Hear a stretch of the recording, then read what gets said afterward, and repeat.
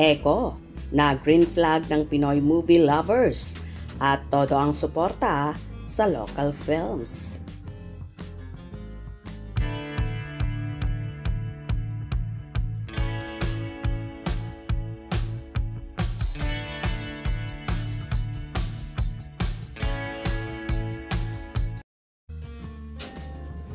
Nakakatuwang makita na nagtutulungan ang mga film producer at mga artista sa pagpopromote ng mga pelikulang Pilipino kahit hindi naman sila kasali sa movie na kanilang pinupush. Sumigla nga kasi ang mga taga-local movie industry dahil patuloy pa rin ang pag-arangkada sa takilya ng Sunshine ni Maris Racal. Umaasa ang mga produ at artista na sana raw ay magtuloy-tuloy ang muling pagsigla ng local movie industry natin. Kaya ganadong-ganado silang mag-promote ng pelikula at makikita mo talaga ang bayanihan sa kanila. Gaya na lang sa premiere night ng pelikula ng Packet Media Productions Inc., ang Meg and Ryan.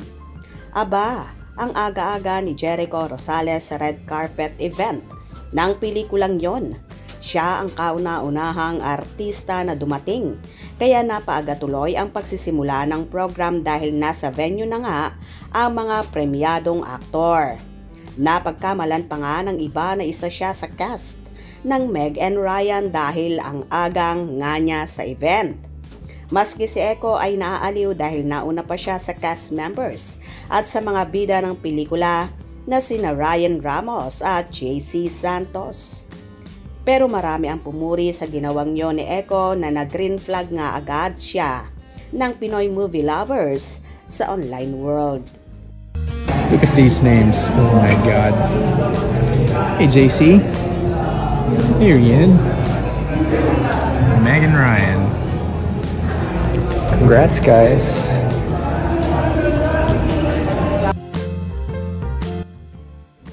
Kwento ng boyfriend ni Janine Gutierrez nang makatsikan namin siya sa loob ng sinihan. Matalik na kaibigan niya ang direktor ng pelikula na si Catherine Camarillo at gusto niyang suportahan ang movie nito. Bilang pasasalamat sa effort at support ng actor, ay super promote din si Direk Catherine ng upcoming epic history movie ni Eco na Quezon. Samantala napanood namin ang Meg and Ryan at kakaibang rom-com movie ito na nagpamalas ng kausayan ni Rian at Jay-Z at dapat lang talagang abangan. Showing na ito sa mga sinihan simula August 6.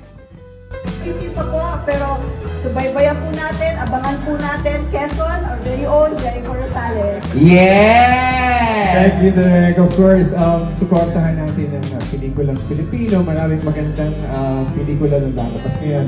Itong Meg and Ryan nandito, I'm excited to watch it.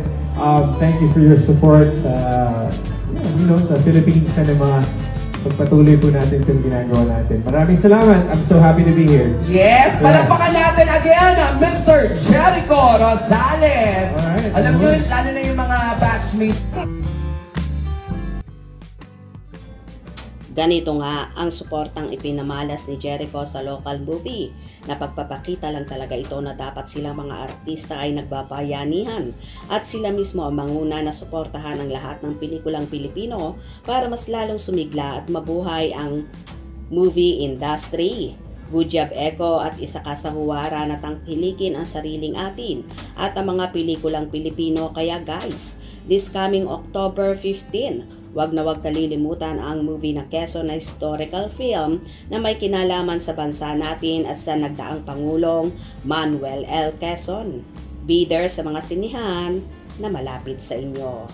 Kung nagustuhan nyo ang video na ito, comment down below.